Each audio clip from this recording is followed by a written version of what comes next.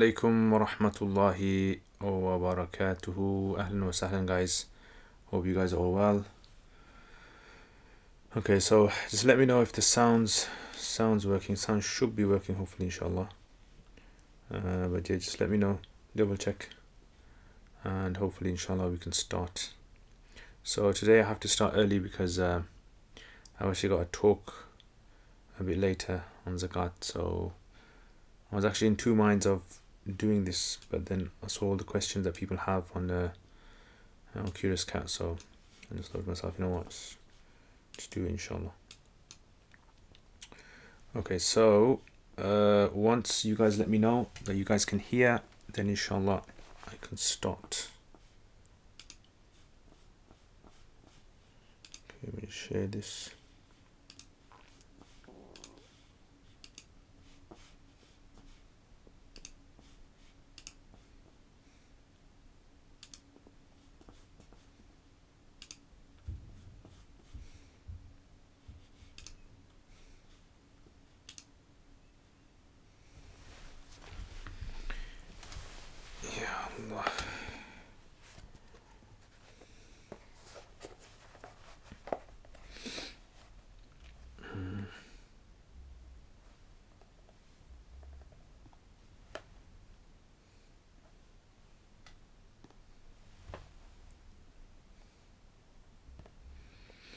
Alright, so let's have a start then. Wa alaikum assalam wa rahmatullahi wa barakatuhu. Ahlan wa sahlan, guys. Right, so questions.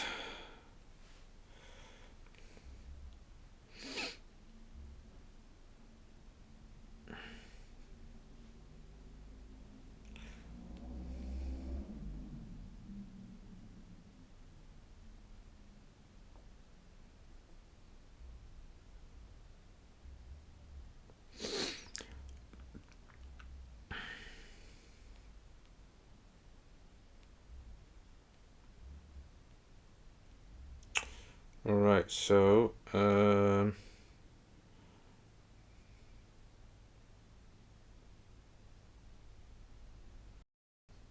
money as a gift or ED. What are the rulings regarding me spending that money? So I've heard that I can only spend it on his necessities. Is this true? So basically, if a minor gets money, if you're a parent, you're allowed to spend the money in what's considered to be ma'ruf, as in something which is acceptable in the society. So if you need to spend it on family, you need to spend it on the house and things like that, you can spend it, as long as you kind of spend it on the child as well. So there's no specific amount that you have to spend on the child and how much you can take from for yourself. It's just considered to be according to the urf, the society. So if the society normally, like you have what do you call it, universal credit or child support, and the government gives you money, and you're allowed to spend it on yourself as well, and you're allowed to spend it on the child. So it's kind of left to the discretion of the person. Yeah. So can I buy something for the home? Yes, you can. Okay, next. Salam, I'm not sure if you received my question. I sent a few regarding this. Okay, answer that one. Okay. Is it obligatory to check the ingredients of all the things I buy, whether it has something haram in it or not? So this isn't to do with January Ramadan, but because it's to do with food and Ramadan, chalo, I'll answer this one. Or do we assume that if the food is generally halal, then it is halal until proven otherwise? Do I have to learn all the forbidden? No, you don't. So the rule basically is that on the ingredients, if you can see anything on there that's explicitly haram, like pork, porcine, animal products, then you can't eat it, right? Unless obviously it's halal. And if you don't know, like if there's something in their numbers, then you can eat it. It's fine. And this is, many of the scholars I've spoken to, they've said this is for ease of the masses, because when it comes to food in today's times is not the same as food that was in the time of the Prophet ﷺ. As in the time of the Prophet ﷺ, ingredients, everyone knew what they were eating. In today's times, one food can have 15 20 ingredients in there, and each ingredient goes through a process, and then to investigate each one of those ingredients, it becomes a haraj, and Allah doesn't burden anyone in the religion more than they can bear. So this is why it would be permissible. So you wouldn't have to investigate. And I know there are some people who are very picky and they contact all the suppliers and they want to know all the E numbers and all of that. So I personally think these people are just stressing themselves out. Uh, and there's a narration of Umar radiallahu anhu that Umar radiallahu anhu actually went with Sa'd ibn Waqqas to this pool of water, and Sa'd ibn Waqqas asked a local and said, can you tell us if this water has been is visited by animals, meaning that if animals come here and drink from this water, that means that water is not clean for us, so we can't drink it. So Umar said, don't answer his question, as in don't tell us, let's just carry on. As in, when it comes to things that are burdensome, then these kind of matters, investigations should stop.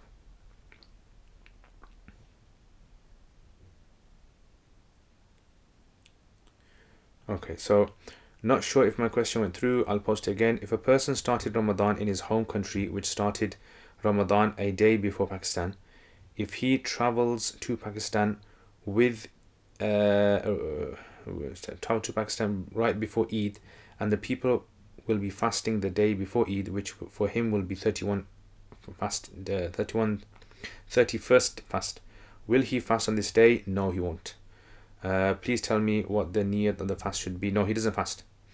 Yeah, so because in Ramadan the maximum fast you can have is just 30, so he doesn't fast on that day. If he wants to abstain from food, it's up to him. If he wants to do a nafil fast, that's up to him, but it won't be counted as Ramadan. And if a person does the opposite, goes from, let's say, the US and goes to Pakistan, and in Pakistan, like they're fasting a few days later, so his works out to be 28 days. So in other words, it works out that he's fasted some in the US, he's come to Pakistan, but they're going to be doing Eid a bit earlier. So in that case, he has to make up one extra fast after Ramadan. So after Ramadan, he makes up, after Eid, he makes up one extra fast to make it at least 29, because the fasts are either 29 or 30 days. Salam, please can you explain what the Islamic definition of neighbors is in relation to the hadith which states we must take care of our neighbors? There's no Islamic definition of what a neighbor is. A neighbor is simply just, you leave it to the society, those people who live close to you, that's all.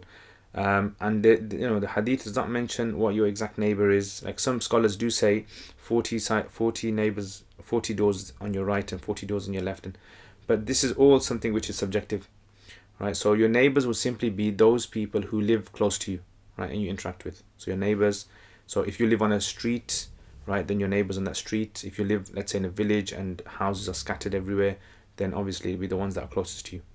So there's nothing specific. Scholars have mentioned, kind of like try to define neighbors according to their society, but there's nothing specific mentioned in hadith which says what is exactly a neighbor.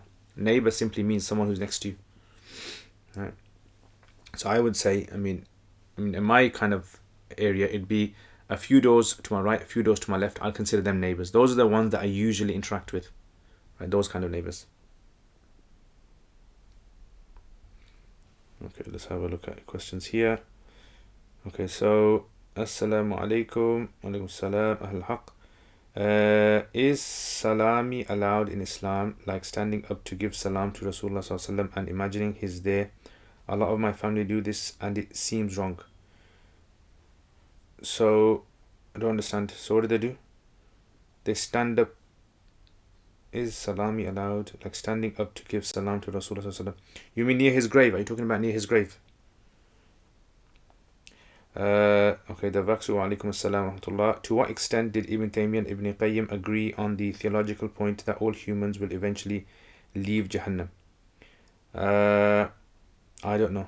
Wallahu alam. I haven't researched this, so I wouldn't be able to answer that. Sufyan wa alaikum assalam wa rahmatullah. Ahl Haq, are we allowed pictures of peas displayed in the house? See, this having images, although this is not to do with Ramadan, so I'm only going to answer questions which are to do with Ramadan, to do with Quran, to do with i'tikaf, these kind of questions, sadaqah, right, zakat. So if it's questions that are off topic, then I probably will not answer them, because I'm trying to answer as many as I can in 1 hour. So ask the picture example, ask them after Ramadan, inshallah. Wa alaikum assalam, MP. Ahl Haq. Are du'as ibad accepted if pictures are around displayed? So if there are images, the Hanafis say that if there is an image in the room which is honored, which is respected, an image that's considered to be an honored, like you would feel bad if it was on the floor. You would feel like hurt in your heart if you saw that picture on the floor. then this is showing respect to that picture. So if you have any of those in the room, then the salat will be done, but you will be void of any reward for that. So a person should avoid praying in a room in which there's hanging pictures. London, the hadith about the mountain of musk for 3 types of people, are they different from 7 types of people who will have shade? And yes. So when we look at these kind of hadith, this is one of the hadith I've put in my series on the 40 hadith of Mullah Ali Qari. So when we look at these kind of hadith, what we have to remember from this is the Prophet ﷺ here is not saying that on the Day of Judgment there's only going to be 3 types of people on a mount of musk. Doesn't mean that. What it means is the Prophet ﷺ in his time was encouraging people to do something, so he mentioned for them what was important, and he didn't mention the things that he didn't see as important for them. So this is why when we come across hadith of 3 people or 5 people or 10 people or different numbers that are mentioned in hadith for different things that will happen on the Day of Judgment, that doesn't mean that that number is specific and there's not going to be any higher than that. So this is trying to understand how hadith works. So a lot of people who are not familiar with how hadith work, they get confused here and they say that I thought that on the Day of Judgment there's going to be this many people under the arsh. And in fact, Imam Rafi'i has actually written a whole risala, collected all the hadith to do with the people under the throne, and he's counted up to 60 people. So it's roughly about 60 people that will be under the arsh of Allah, and he's collected all the hadith to do with every person who will be under the arsh. So yeah. So these are different scenarios for them. Okay, Assalamu alaikum. How many days should there be between one menses to the other to distinguish between hayd or istihada? So the rule in menstruation basically is that a lady who menstruates, there should be at least, according to the Hanafis, a gap of 15 days without any blood between the two bleedings. If there's a gap less than 15 days, then this will not be counted. The rules will change slightly. If you want to learn more about this, if you look at the scrolling bar going across, if you go to uruk.com, I have a course on menstruation. It's a short course on menstruation, and it gives you these calculations, how to work them out. So there has to be at least 15 days gap between 2 bleedings for the next bleeding to occur to be counted as menstruation.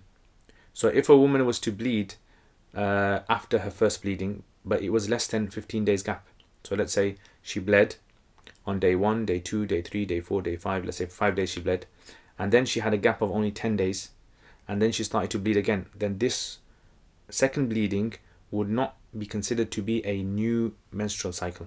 Right? The rulings will change there. Now, because we don't really have time to go into the details of this, what I would suggest is check out the course on the uruk.com, and then inshallah it'll clarify a lot of things. Okay, next question. How should a Muslim couple raise a non-Muslim child approximately 5 years of age they are fostering, have adopted? Okay, so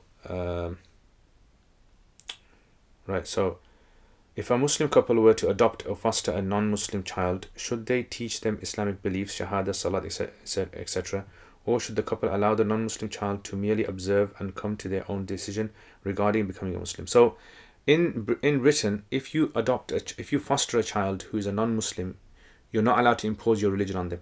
Right? This is from what I understand. Maybe I might be wrong, but from what I've understood, and I've spoken to some people about this, and they've said that according to British law, if the child was from a Christian family, you have to, if it wants to eat pork, you have to make pork for it. If it wants to go to the church, you have to take it to the church, and so forth. So fostering, you'd have to observe the rules of the country, and so it's a more temporary thing. Adoption is more permanent. So in adoption, according to British law again, from what I understand, maybe someone correct me, you are allowed to teach your religion to that child and bring it up according to your beliefs, right? So I wouldn't see any problem with that. So if it is adoption, then you just bring it up like a normal child, teach them the Quran, teach them Qaida, send them to Maktab, make them fast Ramadan, etc.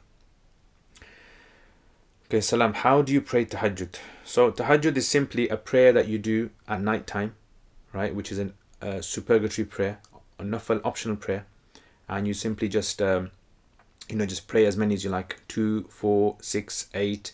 There's many narrations about how many the Prophet ﷺ and Sahaba used to pray, right? So you pray as many as you like, and there's no specific intention you make. So the thing is, I think a lot of people get confused with this different types of nafils in the day. So some people think to themselves, if I pray Ishraq, what intention do I have to make? If I pray Duha, what intention do I have to make? You don't have to make any special intention. All you have to remember is this: you're praying, and if you pray in the morning, it's called Ishraq. And if you pray later on in the morning, the same salat is called Duha, with the same intention. And if you pray later on, let's say after Maghrib maybe, Awabin, according to many scholars, if you pray in the middle of the night, it's called Tahajjud. That's it. So the salat name changes depending on what time you pray, but the intention doesn't change. You're just praying a nafal. You're praying an extra prayer to Allah. Okay. Tirate wa alaikum salam ahl haq. No, just standing and saying salam to Rasulullah wherever you are and thinking he's in front of you. So again, if a person believes that this practice is rewarding in part of the religion and it's established from the Sahaba or the Prophet ﷺ, there's a specific reward attached to it, then that's problematic, because I don't know any sort of like reward for this or anyone that's mentioned anything for this. So this would go under the banner of innovation, bid'ah.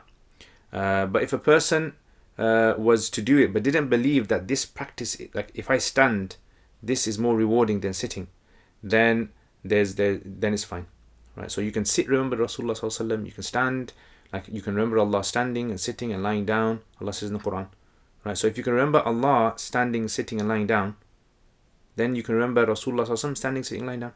Yeah, there's no problem. Okay,Eskhan wa alaikum salam. Zahid Chop that. Assalamu alaikum. What is the ruling on giving zakat to build a new school in a village run by Christian missionaries, remote rural village in Ghana? Is it permissible? So, if you give your zakat, you have to give your zakat to a human being. You cannot give your zakat to something which is a non-human entity. So, like an organization or a building which has no particular sort of like individual that's the owner. You cannot do that. So, you can't give your zakat to a school. What you can do is you can give your zakat to a school to build a school, but then what would have to happen is that would have to be in the hands of trustees. Yeah, that might be possible. That's like one way around it, where it's given to trustees, and those trustees are people who are representatives of poor individuals. But if the school is being used by rich and poor, then you can't, right? Because there the zakat has to be given to the poor. But if, for example, like it's a house or houses, and you give your zakat to build the houses, and you give it to this organization, the organization has a committee, a group of trustees who are acting on behalf of the poor. All the money you give them, they spend it for the welfare of the poor. Yeah, that's allowed. Okay, Khadija L. Wa alaikum assalam wa rahmatullahi wa barakatuh. Finally made it to Ramadan Q&A, alhamdulillah. What's a good kitab tackling atheism besides Divine Reality by Hamza Zotis? I'm not sure about any English book on this, because I haven't really kind of read too much on the English side of this. But there's a guy on Facebook, social media. He's called Shu'aib Malik, right? Shu'aib Malik. And if you look up Fatima Elizabeth Cates, I think it's called Fatima Elizabeth Cates something, right? If you look that up, they have a lot of resources available, right? So they've got a lot of resources tackling atheism, and there's a guy called Brother Sabur, Brother Sabur Khan, I think his name is, and he also has got lots of resources online. So in English, there's lots and lots of resources available on social media, on YouTube and all that. English literature, I'm not too sure. I haven't really kind of read too much on that. In Arabic, there's lots of stuff, because it's kalami debates, as in ilm al-kalam, classical ilm al-kalam. Like for example, التمهيد في قواعد العقيدة by Lamishi, and then you've got العقيدة النسفية, شرح عقيدة النسفية by what's his name? Forgot his name now. And also you've got شرح المواقف as well by the same author. His name just skipped my mind now. Maybe one of you guys remember, you can put it in here. The thing about atheism is understanding. Yeah, there's also another book called موقف العقل والعلم والعقل من في دين رب العالمين by Mustafa Sabri as well. So the thing about tackling atheism is trying to understand where atheism comes from, like the thought process comes from. So the thought comes from philosophy. Atheism is based on philosophies of modern philosophers. And so when you study philosophy or when you study classical ilm kalam, you begin to understand where the flaws lie in the arguments that they're making. Yeah, so a lot of atheism is a very flawed concept, very very flawed. It's very weak. It just sounds very nice because it's being pushed and pumped by you know billion pound industries or $1 billion industries that are actually pumping atheism around the world in the form of media, in the form of NGOs, in the form of all these other different type of organizations. Okay, London, what are your plans after Ramadan in relation to your YouTube channel? What can we expect to see? So after Ramadan, inshallah, so I'll be continuing with the normal routine schedule that I had from before. So it's going to be Tuesdays, Mondays, hopefully try to sarf. Tuesdays going to be tarkib of Surah Qasas. Wednesdays, Shi'r Imam Shafi'i. Thursdays, Muqtasar Quduri. Fridays, Kanzu Daqaiq. So those are 5 days of the week. And then Saturdays, you'll have live streams. Sunday, at the moment, I'm still seeing whether we should continue the reading classes or not. Might replace that with the podcasts if the podcasts do take off, inshallah. Also going to be starting work on Ilm al-Kalam as well. So a lot of people have been asking about Ilm al-Kalam, Maturidi, Ilm al-Kalam. So I'm going to be hopefully starting off something on that. And maybe I'm thinking about starting a sort of like a fiqh lesson which is going to run, which is going to be more tailored to a specific sort of like way of teaching fiqh. So I don't know if you guys have seen the logical progression. This is called logical progression by Sheikh Abu Isa. So I'm thinking maybe something like that, but the Hanafi, that's the Hanbali madhab. This is going to be more on the Hanafi madhab, right? And also I've actually got a whole list of videos on usul hadith, but I'm not too sure whether I should put it up or not. So I've got a whole list of usul hadith videos, but I'm thinking I'll do a fresh. I've got like 30 videos on usul hadith, but I'm thinking about doing a fresh one and doing a systematic. So there's quite a few things, inshallah, I've got planned, hopefully after Ramadan. Caps lock, Assalamu alaikum. Quick question: if one wakes up with similar output during Ramadan, should he make up the fast or not? No, he doesn't have to make it up according to Hanafis. Any idea of the Maliki position on this? I'm not sure. To my understanding, there's all four madhabs agree that fasting will only break by something entering the body, not something exiting the body. Right, so about entering, not exiting. So therefore, a person who has an involuntary seminal discharge, their fast won't break. That's my understanding. Okay. MP, there's a hadith for going around. The Prophet ﷺ says to Juwayriya, if you recite these words 3 times, you'll get the reward of doing dhikr from Fajr to Ishraq. Starts as Subhanallahi bihamdihi adada khalqihi wa rida nafsihi wa zinta arshihi wa midada kalimati. Yes, yeah, that's a hadith. There are not lots of narrations, but there are like a few narrations about this. Yeah, it's known as the tasbih al-Juwayriyah. Yeah, tasbih Juwayriyah. Yeah, so it's there. In fact, where is this hadith?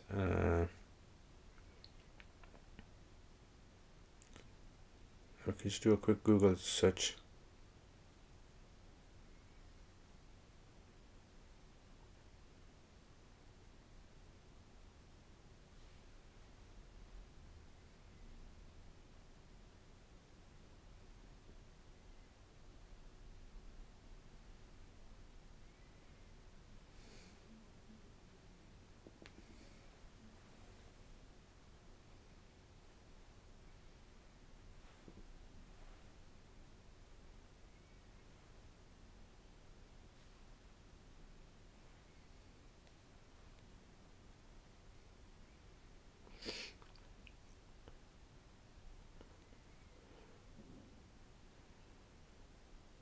Yeah, this hadith is in Sahih Muslim, it's in Abu Dawood, it's in Nasa'i, it's in Ahmad.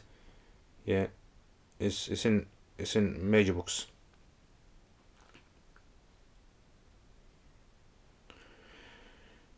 Okay.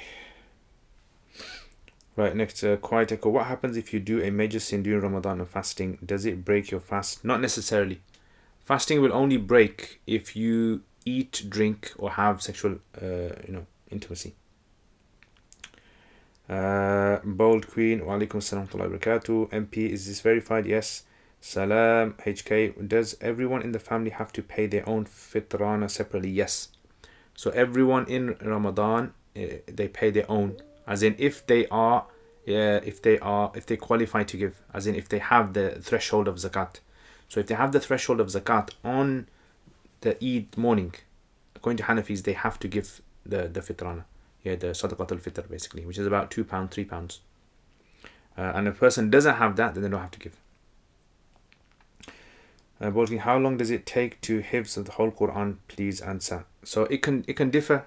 I know some people who are memorized in 6 months, some 1 year, some 2 years, some 4 years, some 5 years, some 10 years. It all depends upon how good your memory is. Safiya Sakina, what would the Islamic ruling on a Muslim woman going abroad to countries like Egypt and Medina with the intention to do Islamic studies but without a mahram? She doesn't have one to take. It's possible. Yeah, so I've mentioned this, although this is not to do with the Ramadan and Quran. So I did mention that I won't be answering questions that are not related to Ramadan, itikaf, zakat, all that. But yeah, it's possible. I've talked about this in detail in past videos. So yeah, going Jummah. Yeah, so again, the rules for Jummah are those who are healthy and those who are able must go for Jummah, and those who are not healthy, who are ill or prone to illness, then they don't have to. HK, should I wash my right hands 3 times and then left hand 3 times when making wudu, or should I wash them both together? Yeah, both together. Okay, next. Assalamu alaikum. I have been working for the first time since October 2019. I have paid my zakat, but someone is saying that I didn't need to pay as it has not been a year since I've been earning. Please can you clarify? So what I would suggest is watch my crash course on zakat. I've explained everything in there in a lot of detail. So check that out. If you have any questions after that, then I'll try to answer those. Okay, because this is a misunderstanding. People think you only start giving zakat when you start earning. That's not true. It's not necessarily true. Zakat is not based upon whether you earn or not. It's based on savings, how much savings you have. Assalamu alaikum.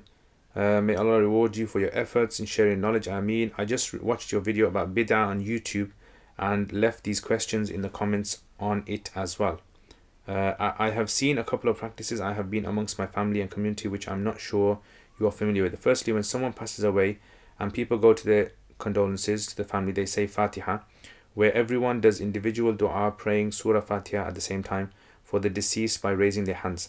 So is this allowed? Is that what you're asking? Oh, okay, continues. Secondly, when someone passes away, we hold a khatam in which Quran recitation, dhikr and dua is done for Isal Thawab, and then food is given to the attendees. Are both of these okay to do? If you don't deem them to be necessary? Yes, they're both permissible to do, as long as you don't deem them to be part of the religion, and as long as people don't assume that they are. So if a person's doing it and they're doing it where a lot of people are assuming that it is part of the religion, then it should be avoided. Slowly you should try to educate the people about this and tell them about what Sahaba used to do. Yeah, when someone used to pass away, what was the practice of the Sahaba? Because obviously the practice of the Sahaba is going to be the best practice. Can you let me know here if you answer this in your Q&A session? Yeah, so I've answered in my Q&A session.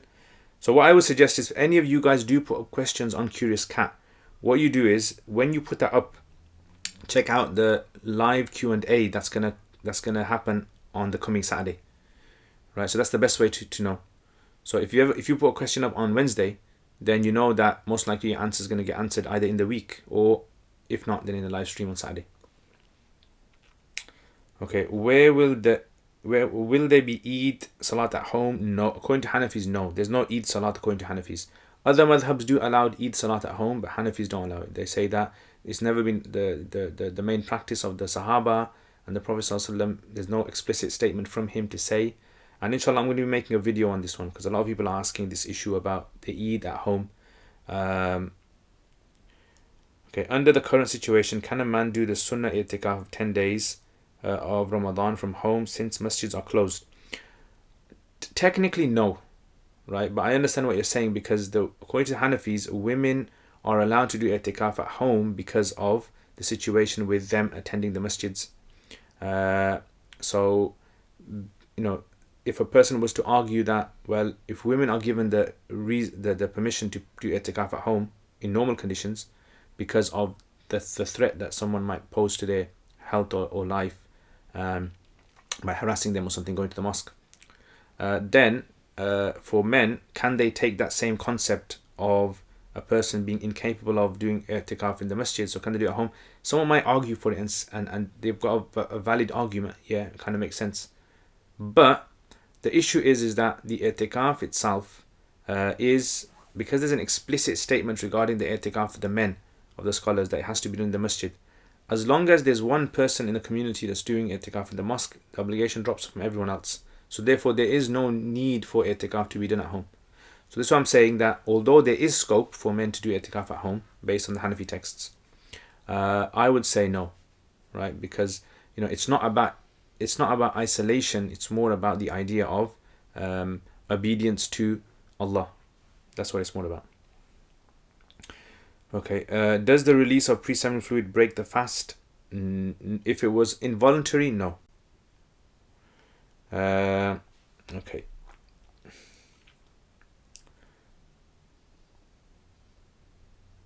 Next question. Rehma Faridi, wa alaikum assalam. Can you hold and read Quran during menstruation because your hand or mouth is never impure at any point? So I apologize, but I don't know where you got this logic from that your mouth and your hand are never impure at any point.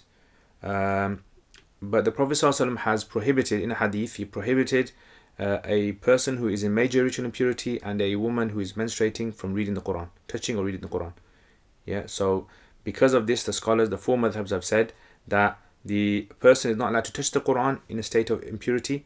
And as for a woman reciting the Quran, then the Malikis have given some dispensation for it. But the rest of the scholars, they say no. Hanafis say a woman is allowed to read the Quran if she's a teacher or a student by breaking each word up. Yeah, the breaking up each word. But because your hand and mouth is never impure, I don't know where you got that from. Okay, Sherry, whoever leaves something for the sake of Allah, what does he get with this? He gets a reward. Allah will give him something better. Nahid, wa alaikum assalam, rahmatullah. Hanafi say niyyah in wudu is sunnah, but it's a shart in tayammum. What's the reason for this? So the reason for this is because the Hanafi say that the word tayammum actually means intention. So the Hanafi say that the reason why niyyah in wudu is not necessary is because the Quran doesn't state it. So the Hanafi say you can only say something is necessary if the Quran states it, or if there's a very, very strong transmission of tradition from the Prophet ﷺ. So because then the hadith of intention, there's no intention in any of the hadith. There's no mention of intention in wudu, right? There's no, from my knowledge, Bukhari, Muslim, these books, there's no mention of the Sahaba making an intention when they did wudu. Yes, clearly they would have had intention, but there's no statement saying that whoever does not do intention, their wudu is not done. Yeah. The hadith I get it from is the general hadith of innamal a'malu binniyat, which is in itself is not, Hanafi say it's not strong enough to be able to edit the rulings of the Quran, or to what they say add to the Quran. But tayammum itself is from the word ya mim mim, which means intention. So the Hanafi said the Quran itself is saying tayammum and use a specific word because it wants us to do intention. So this, if you watch my video on usul fiqh, I give more insight into this. And if you want to go more detail into usul fiqh, then check out on the link uruk.com. There is a course called usul fiqh. It's 28 lessons. You can go through the entire Hanafi usul fiqh and you can learn about what you just asked here. You can learn about this in more detail, inshallah. Okay, next, Arnaut. I have wealth, alhamdulillah. I fulfill my rights to my wife, children, etc. But I do like reading novels, like romance, thrillers, etc. And they're expensive. Will I be sinful for spending money? No, you will not be sinful. You will not be sinful for spending on these things. Yeah, these actually come under things that you're allowed to spend on. So some people like spending on their cars. Some people like spending on their house. Some people like spending on. So these kind of things are permissible as long as it's not explicitly haram, right? So if it's an explicitly haram thing like pork, alcohol, these kind of things. Can one change intention in prayer? For example, if I'm praying sunnah of zuhr, can I intend to make it my fard of zuhr in the prayer itself? Yes, you can, but you would have to restart your takbir again. So you'd have to start takbiratul ihram. So let's say, for example, I'm praying and I say halfway through my sunnah, I decide to start my fard. I can change it, but I have to say this, Allahu Akbar. Ideally, raise your hands. You don't have to, but you raise your hands, and then you start your salat again. Right, but this time it's fard now. So Sufyan, in relation to fitrana, one person from my family pays it on behalf of all members. Is this fine? As long as all members of the family are made aware, and can we pay it before the Eid day? Yes. So as long as the family are like, whether it's explicit permission or implicit permission, everyone knows that dad pays for it, for example. Then they kind of like give him permission. That's consent, that is implicit consent. So it's fine. Ideally, pay it before Eid. You can pay it, Hanafi say you can pay it as early as you want. Okay. The Imam was leading prayer and he missed first tashahhud and also forgot to make sajda sahu. He made salam and then the muqtadi behind him said to him in English, do sajda sahu. Does talking like this invalidate the muqtadi's prayer? Yes, that would. Yeah, that would nullify his prayer. I received a mother's certificate from the government. It means they will allow me to spend some amount of money only for buying the house or to pay for my children's education future. So I don't have this money but certificate. Should I count this in my zakat calculation? Okay, so you haven't received the money yet. So if you haven't received the money yet, that means you don't have to give zakat on it. You only have to give zakat on it once you receive it, and then from then you can start giving your zakat. You don't have to backdate it. I received. Again. I asked you about praying behind Imam who is making mistakes in recitation. What does one do if the Imam is her husband and does not allow her to pray herself? He insists she pray in Jamaat with him. So if he makes major mistakes in recitation, then he should be told. I mean, the husband, can't force his wife to lead her. So you should tell him, say, look, this is the fiqh ruling. If you're making mistakes in your salat and your salat is becoming affected, you're affecting my salat as well. Right? So this is again something which, I would say sometimes you have to, make the husband aware of this, right? And if he's a very rude husband and he's a bit of a Firaun husband, then I would say, then just pray, inshallah, Allah will forgive you.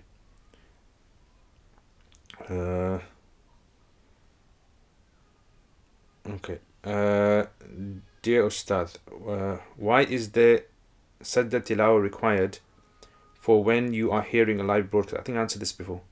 Isn't this allowed considered an echo as you are hearing what is being transmitted all through a computer radio and not directly from the reciter? Please, Ustad, if you can help me understand. Also, if you can kindly mention the proofs. So, mashallah, this is another proof, a proof one. So, look, I've explained this before. Basically, when, for example, if there's a person who's reciting, he's the Imam, and he was to recite, and his voice goes around the whole building and it echoes, and someone hears the echo, that is still considered to be hearing the live reciter. So likewise, the scholars say that if a person is reciting in a microphone and it's heard through a machine, it's heard through speakers, then even though that sound is computer generated or electronically generated sounds, it's still the voice of the person, as in it's still considered to be live. Like today we consider it to be live. So this is why it's considered to be the same, like echo. So if a person stands in a mountainous region and recites a verse of the Quran, and then someone hears the echo, aren't they still hearing the person's voice live? They are. It's just that the sound takes time to reach. So this is why it's allowed.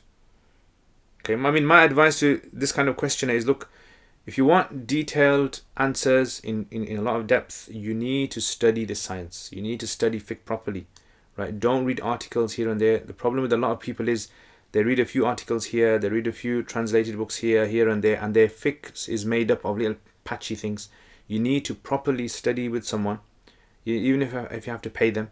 Study thoroughly with someone go through at least 1 or 2 texts, and then a lot of these things would be clarified. So I've explained this before, so I don't really want to kind of go into it again. But yeah, that's the gist. The summary of it is that. And if you know Urdu, then there was actually a whole discussion on this by Mufti Taqi Usmani's father in Jawahir al-Fiqh, where when microphones first came out, then some of the scholars were against it because they said you're not hearing the Imam's voice, you're hearing an electronically generated sound, which is not the Imam's voice. So some of them refused to pray behind the microphone.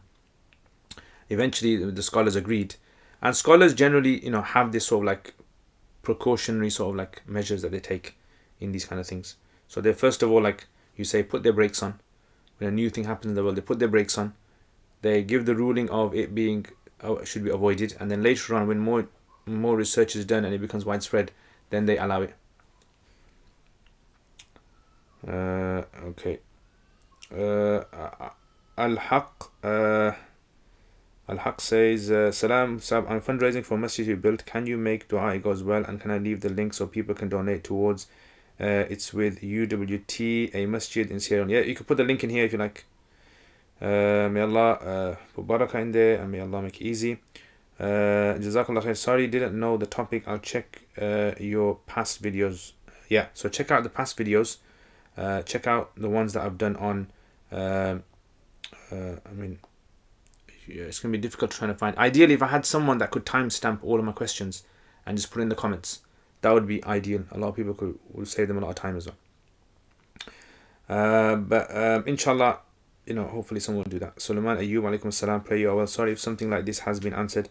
I was wondering if my non-Muslim auntie is eligible for zakat as she is under the nisab value. So according to majority of scholars, they say that zakat cannot be given to someone who is a non-Muslim. Some of the scholars are on the opinion that you can, if they are poor, that you can be given. So, according to the Hanafi position, you wouldn't be able to give them zakat, right? Other donations would be permissible, but not zakat.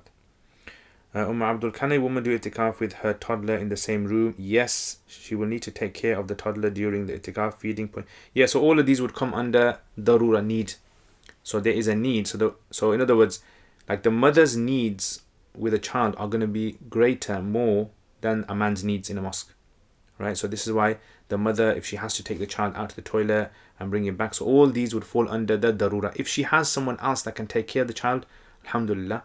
But if there isn't, like for example, if there's a woman at home and there's no one to cook for her, she can cook the food as well, as long as soon as she cooks it and then she goes back to her area of seclusion, that would be fine.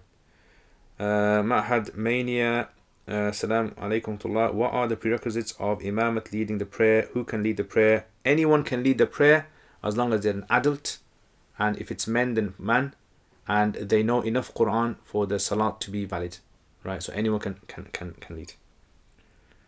And what I would suggest is check out my Quduri, Mukhtasar Quduri. Check that out, and I explained in there about how to pray. So as long as a person can pray like that, that person can lead.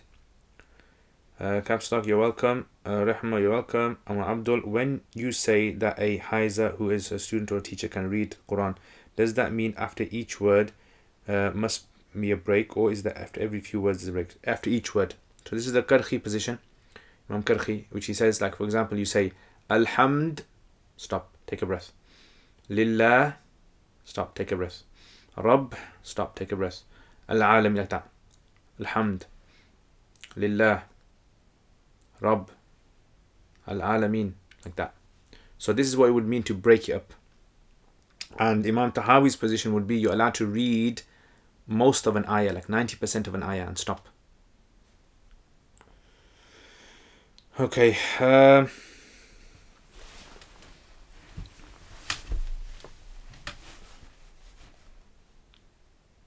Alright, Assalamu alaikum Ustad. In Tafsir I was reading of Surah Nisa where it mentions the breakdown of inheritance. It mentioned as the inheritance is now defined, the verses Surah Baqarah around having to have a will are superseded and no longer required to have a will. Is that correct? Yes, that's correct. So in other words, in the beginning of Islam, Muslims were obligated to have a will, like written out all their financial sort of like dealings that would need to be known by their close family if they died. And then when in Surah Nisa the verses of inheritance were revealed, then this abrogated the former. As UK does not have Sharia law, is it still permissible to have a will but tailored according to... Yes, you can have a will. I mean, it's encouraged. Actually, Hanafi say it's mustahab to have a will. So it's considered mustahab to have a will. Will as in, you inform the family after you pass away of how you want your assets to be distributed. Right? So what I would suggest is, if you do make a will, just simply write in that will that when I die, I want all my assets to be distributed according to the Islamic way. So that is, I want my funeral costs to be taken from my funds, my money. I want all my debts to be paid, number 2. Number 3, I want, if there's a bequest that you want to make, like you want a small amount, you want to donate it to any cause you want. It doesn't have to be poor, you can give it to anyone. Up to a third of your wealth. And the rest of it, you say, I want it to be distributed according to the Islamic rulings of distribution. Yeah, so, and that's it. If you want to know more about this, on my YouTube channel, I've actually got a series that I started but I didn't complete on inheritance. Right, so it's inheritance. I think it's called Inheritance Made Easy or something. So check that out. It's a playlist. Check in the playlist, and I go through how to work out your inheritance as well. Jazakallah khair, itikaf video. It was so beneficial. One question: is it allowed to brush one's teeth in the bathroom while I'm itikaf? Let's say a person goes to the bathroom and relieves themselves. Can they brush their teeth whilst there? So the Hanafis say that you can leave the itikaf for several reasons. Number 1 is if it's for a human need, like urine, defecation. If it's a fard ghusl, obligatory ghusl that you have to take, you can leave the room for that, or the masjid for that.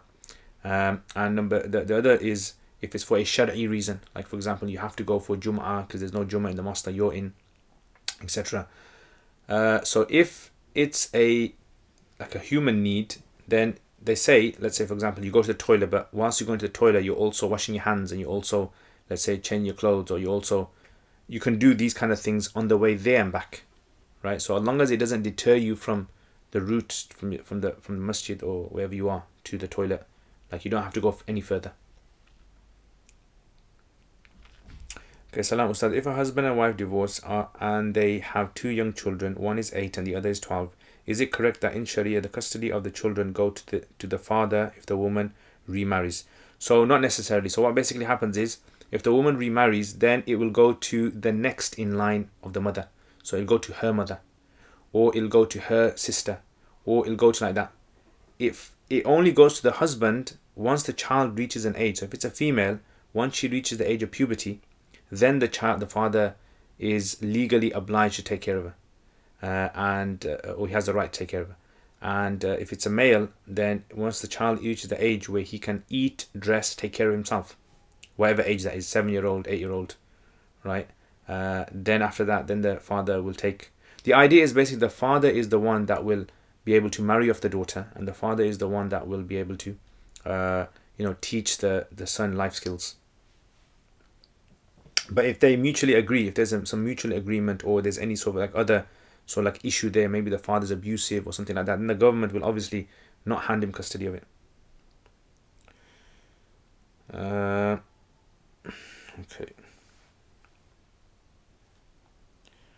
Okay, Zara, Assalamu alaikum. If I am doing a khatam in Ramadan, I have fallen behind in my juz, and my cousin offered to contribute juz from the khatam she is doing, but I wasn't sure if I could accept her offer.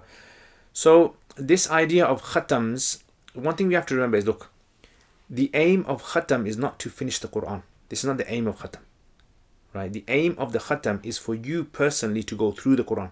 This is what it's all about.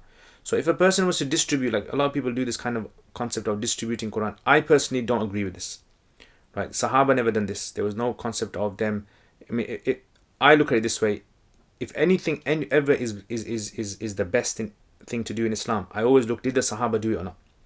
So this idea of distributing khatams, giving this guy 1 and giving this guy 10 juz, I'm not saying it's wrong, but I disagree with how it's done. Now you get these apps where people around the world are doing certain number of khatams and they're adding it on. I mean, for spirituality and for benefit, I think it's fine, but it beats the purpose of a person doing what they're supposed to do, which is to do the Quran, right? So you do the Quran yourself, read the Quran yourself, act upon the Quran yourself. And so I would say, look, in the month of Ramadan, you are encouraged to read the Quran as much as possible. That's what the whole point is. It's not that, you've missed your portion, so you get someone else to. If you missed your portion, you just do as much as you can. Yeah, it's not fard to complete a Quran in Ramadan. It's not obligatory. It's recommended. It's something very good to do. Okay, Ahmad, Sahlan, Abdul, if one recited an ayah of Quran incorrectly, will that nullify the prayer? For example, wrong pronunciation or missing words. What if they did after recitation of 3 ayahs? So, according to the Hanafis, there is a difference of opinion with regards to what kind of a mistake you make. So, some of the Hanafis have said that if the mistake is considered to be like a lahan jali mistake, like a big mistake in the rules of recitation, then they say the salat will become nullified. The recitation will not be accepted, right? And therefore the fard of recitation will not be accepted. Others say no, the lahan jali is not a problem. The problem is if an ayah is read which changes drastically the meaning of the ayah, like gives it a meaning which is totally contrary to Islam. This is the more lenient opinion. I would say this opinion is easier to practice for non-Arabs. Because a lot of non-Arabs, first of all, they can't recite the Quran like perfectly. And secondly, a lot of non-Arabs tend to make mistakes in like saying some letters, some words. Like some people can't say ar-Rahman, they say Rahman with a kha. Yeah? Or something can't say kha, they say ha. Yeah? Yeah. So for example, like, Khalidina, they say Halidina. Some can't say qaf, they say kaf. Yeah, so these are kind of things which is to make it easy for people. So I would say this opinion would be easier. So if a person made such mistakes, then the salat would be, as long as they haven't made like a mistake that's contrary to Islam. For example, if they said insan created Allah, like for example. Yeah. So if someone said that, then that's clearly against the teachings, and that would nullify the salat. Okay, next, would it be okay for a woman to delay her menstruation by taking medicine so she can keep all her fasts? Yes, it'd be okay, but I would suggest speak to your doctor about this and see what the doctor has to say, because sometimes what can happen is these medicines can have a very long-term, effect on some women. It messes up their whole system of menstruation, and it can cause so much problems later on in their life. So get it checked out with your doctor. If your doctor says it's okay for you to take, then I would say it's no problem. It's allowed. Can someone give sadaqah fitr on your behalf and then tell you later? So they can give sadaqah fitr on your behalf, but you must be, you must have given some sort of consent, like we said earlier on. So if there's no consent, if there's no permission, then no, right? If it's given post, so if they gave sadaqah to someone and they gave permission later on, as long as that person who it's been given to has not spent it, then that intention would be fine. Yeah, that would be allowed. Okay, all the questions on Curious Cat finished, alhamdulillah. Okay, let's just finish these off then. Okay, Muhammad Rakibul. Sheikh, I want to contact with you. I have some questions that are creating problem. So email. So if you send the email on the email below, inshallah. I'll try to respond when I get the chance. Okay, Fahim. Wa alaikum assalam. Ahlan wa sahlan, Fahim. Is it permissible for Islamic institutions, masajid? Okay, by the way, hit the like button. If you haven't hit the like button, make sure you hit the like button, guys, yeah? Hit the like button and check out my other videos as well on the YouTube channel if you haven't subscribed. If you haven't subscribed yet, hit the subscribe button as well. And share this kind of videos that I make. Share it if you like my videos. Share it with your friends, with your family. And hopefully, inshallah, after you guys can also maybe find some videos in there that are useful to you guys as well. So inshallah, and give me ideas of videos you guys want me to make. Is it permissible for Islamic institutions and masajid to get a loan from a bank during desperate times, e.g. to clear urgent debt? Yeah, so according to the Hanafis, if it is out of need, like for example, the land is going to be repossessed and the only way is to get a loan from the bank and there's not enough money that's been collected from the people, then yes, that's possible. It would be possible. Abdul, can a non-baligh give azan? Can he give iqama? Yes. As long as he's close to the age of bulugh. So if he's close to the age of bulugh, what they call, prepubescent, just kind of like before, murahaqa. So as long as it's just like, if it's like maybe, if puberty is about 13, 14, he's about 12 years old, should be okay. MR, Assalamu alaikum warahmatullah, brother. I've heard the water has to reach the certain point of the throat. Is that true, or just gargling is sufficient? Yeah, gargling is sufficient. Yeah, as long as water is gargled, it's fine. I mean, when people say a certain point, remember, when the Sahaba radiallahu anhum used to do these kind of things, there wasn't like a specific sort of point that they were told to do. All they were told was just madmada istinshaq. Madmada means to shake water around in the mouth. Okay, Muhammad Raqibul Sheikh, how can I know which surah come after one by one? Will you make a Google and type in order of chapters that were revealed, something like that, in the time of the Prophet ﷺ, and someone would have written an article on it or something. But generally tafsirs do mention it. Mahad Mania, what should you do if your parents call you during prayer? So if it's a fard prayer, then you have to continue praying. If it's a nafal prayer, you can break your prayer and then do qada later on. Muhammad Sheikh, can I read with Arabic words without wudu? Yes, you can. Zara, Jazakallah khair. Abdul, question regarding khatam. If I thought my menstruation was over and I prayed 4 juz, then realized my cycle was not over, will those 4 juz count? Yes, they will count, inshallah. They will count. Yeah. In other words, recitation of the Quran itself is something which is between you and Allah subhanahu wa ta'ala. Okay, so this is why if you were to just read Quran without moving your lips, that would also be counted as a going through the Quran as well. Yeah, so completing the Quran in that sense would be fine as well. And if you read it in English as well, yeah, I would say that would also count, especially for women who are in menstruation.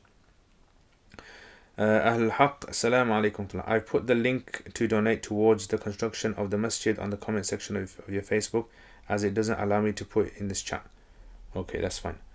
Pure evil, why did Allah always choose a particular group of people as the chosen people and not treat everyone?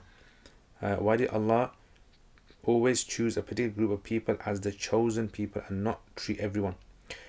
So see, this whole concept, I mean, this is not the kind of question I'm going to be answering in Ramadan, but I'll just give you a gist. Look, when we read the Quran and we hear the word that Allah chose this person to be a prophet, chose this person, we don't understand exactly what does it mean that Allah chooses people, this whole concept of choose, because to choose someone, you obviously have to have some sort of a bias, clearly, as a human. But when it comes to Allah, Allah subhanahu wa ta'ala has created everyone. So if Allah has created everyone, Allah is giving certain individuals a preference over the other for reasons we don't even know. So when we try to look at what Allah's doing and we judge Allah according to how we would do things, this is an incorrect approach to the Quran. Right? This is trying to, superimpose our own sort of human flaws onto Allah subhanahu wa ta'ala, which is what Christians did, right, when it came to Jesus, Isa alayhi salam, which is what many of the Jews did as well in Bani Israel when it came to Musa alayhi salam. So why would the entire plan of things? Why do some people get illness and some people don't get illness? Why is it that some parts of the world have famine and some parts don't have famine? Why is it that some people are given lots of wealth and some people given? So all these kind of things, we can't understand the reality of these things as human beings. This is why trust in Allah is extremely important.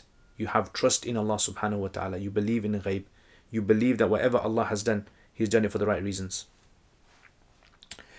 Okay, look about salam. If it does not feel like Ramadan due to no Taraweeh, closed masjid, what advice can you give? So what the advice I would give is, look, what you need to do is you need to create for yourself in your homes a environment of obedience to Allah subhanahu wa ta'ala. That's the main thing. The feelings that we get in normal Ramadans, those are simply byproducts of being obedient to Allah. So in other words, the idea is not to get the feelings. The idea is obedience. That's the main thing. And this is where, other religions, for example, like why do many other religions feel that their religion's right? Because it's that feeling. Christian would say, I love Jesus and, Jesus the Lord, and I feel this and I embrace this with my heart, etc. So that's not necessarily a measure of how we measure something is true or not. So I would say it's about obedience. Jazakallah khair, Fahim, MP, but don't you need to hear yourself praying even if you're praying silently for the Quran recitation? That's in Salat, yeah. So in salat, that's a separate thing. So we're not talking about salat, we're just talking about normal recitation, right? So normal recitation, there's, outside of salat, there's all ways of how you can read the Quran. But inside of salat, because the Quran specifically mentions to us, فَقْرَأُ مَا تَيَسَّرَ مِنَ الْقُرْآنِ, yeah, then the scholars have discussed that particular action as being a specific type of. So this is why in salat, you can't think recitation, you can't think du'as, it has to be said. Okay, next S. Thank you so much for these live stream question Q&As. May Allah reward you abundantly. Abdul Ameen, Jazakallah khair. Thank you very much. Sheikh, time of tahajjud where Allah come down. Please explain it. Okay, so I don't really have time now. I'm going to have to finish because my 1 hour is up. So in other words, the tahajjud, the time the Prophet ﷺ mentions that Allah subhanahu wa ta'ala, he descends in the last part of the night. This is just before Fajr. About an hour, maybe 2 hours just before Fajr. That's the time where a person is encouraged to pray tahajjud. Ahmad Kathir, you can't answer this question in 2 minutes. In fact, you can't even answer this question in 10 years. Because, see, when someone says to you, why is something good and better than something else? Imagine it like art.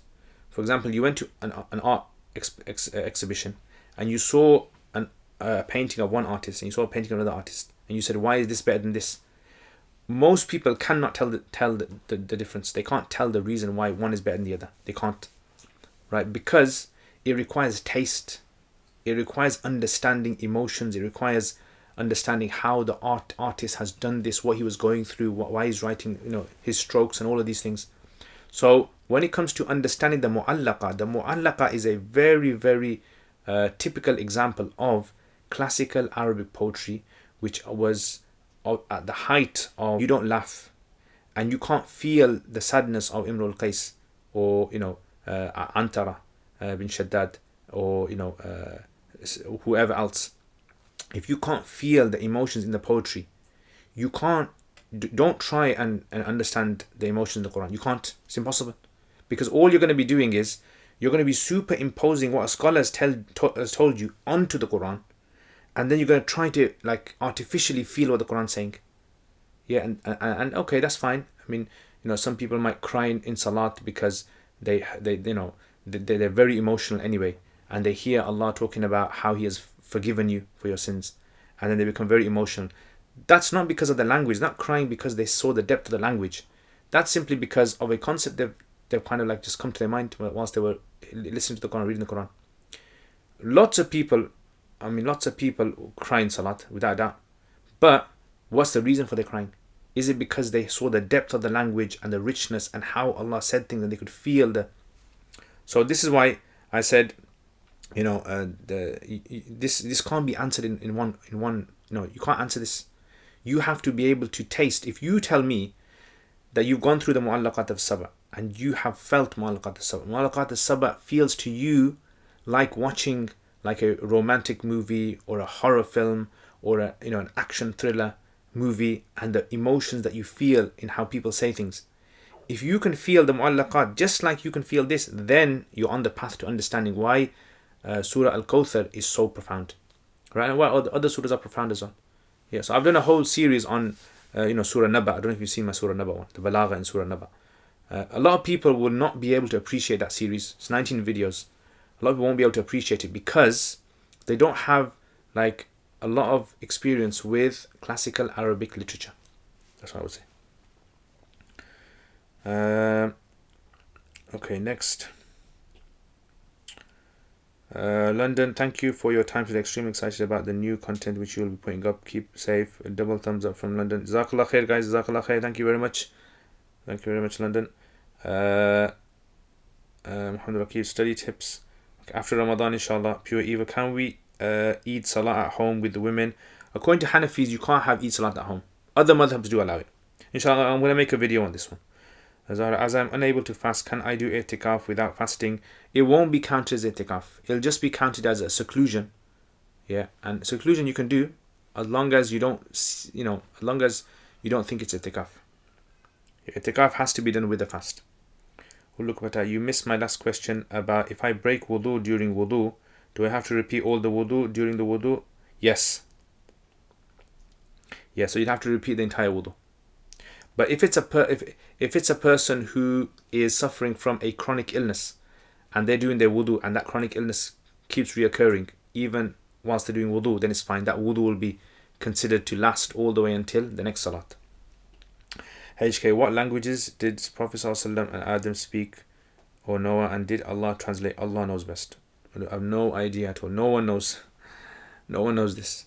Anyway, Jazakallah khair. Thank you very much, guys, for watching. Hopefully, inshallah, tomorrow we got Surah Yasin at 2 o'clock, so make sure you tune in for that.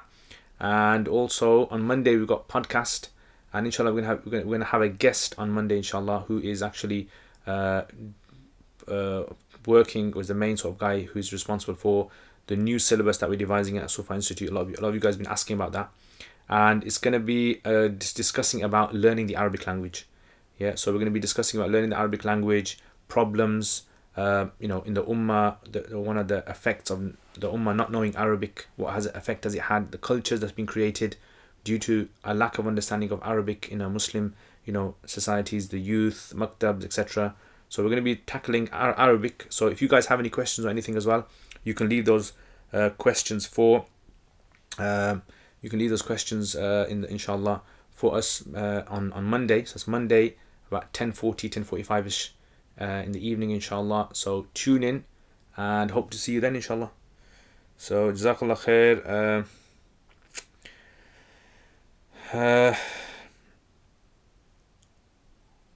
Okay, so see, you guys are asking questions, but unfortunately I have to leave now. So next time, inshallah, you can ask these questions. Ali Darwish, how can I totally get rid of doubts in Islam? What I would suggest is study. The best way to get rid of doubts is to study Islam. And once you study Islam and you understand Islam from a purely academic point of view, then you can start to clarify doubts. But a lot of people have doubts because, like, imagine Islam is like this whole tunnel.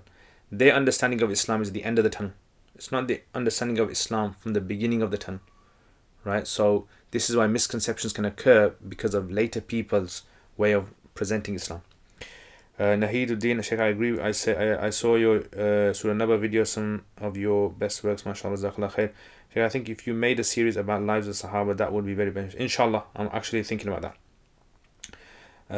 Why does Allah subhanahu wa ta'ala in the Quran state one and the same dialogue between Allah and Iblis, or between Allah and Musa in different ways? Yes, so this is also a very interesting question. In fact, the Mufassirin have actually discussed this. I don't have time now to actually go through this because my time is up. But next time, inshallah, so next Saturday, if you tune in, if we do have, actually, might be, I don't know if it's going to be Eid next Saturday. But if there is, then next Saturday, inshallah, tune in. And Chase Super, Assalamu alaikum. Why are people Hanafi in Aqidah but not in Fiqh? Hanafi in Aqidah, there's no such thing as Hanafi Aqidah. There's Hanafi Fiqh, but no such thing as Hanafi Aqidah. Yeah, so Ahmad Marur, the question is a very good question. I would like to answer this question, but it requires a long explanation. I've actually, in my Balagha course, in fact, if you actually, I've got on the link, I don't know if you've done Balagha before, but in my Balagha course, if you go to, I think it's in Ilmul Ma'ani. In Ilmul Ma'ani, in the Balagha course, on my uruk.com, I've actually explained Balagha, and in there's a section on repetition in the Quran and the effect of having like a conversation that Allah subhanahu wa ta'ala describes in the Quran in multiple ways. That this is one of the sort of like profound devices that you find in the Quran. Yeah. Anyway, Jazakallah khair. Thank you very much, and I will see you guys next time. Assalamu alaikum wa rahmatullahi wa barakatuhu.